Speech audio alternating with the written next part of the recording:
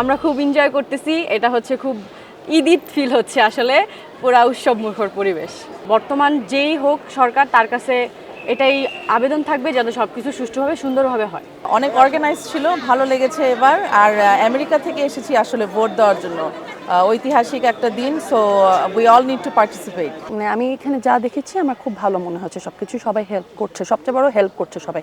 অনেকেই আছে যারা প্রথম ভোটার্স, স্পেশালি যারা জেনারেশন জি, ওরা একদম নিউ ভোটার্স, তারা অনেক কিছুই জানে না।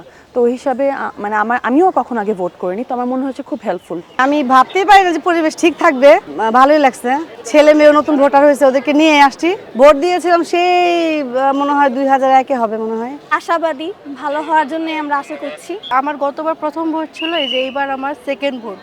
সবকিছু মিলে আমার মনে হচ্ছে এবার ঠিকই হচ্ছে সবকিছু। আগে দুইবারের মধ্যে, আগে আরো 3বার ভোট দিচ্ছে, এর মধ্যে 2বার এসে দেখছি আমার ভোট দেওয়া শেষ।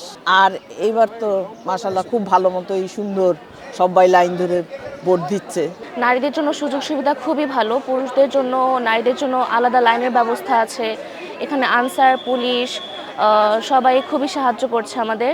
ভোট দিতে আমাদের কোনো অসুবিধা হচ্ছে না। প্রার্থী হিসেবে আসলে বলা যাচ্ছে না, আমরা আশাবাদী, দেখা যাক। এটা হচ্ছে আমার সেকেন্ড ভোট। আমি প্রথম ভোটও দিতে পেরেছি, আর এবারও ভোট দিয়ে আমি খুব খুশি।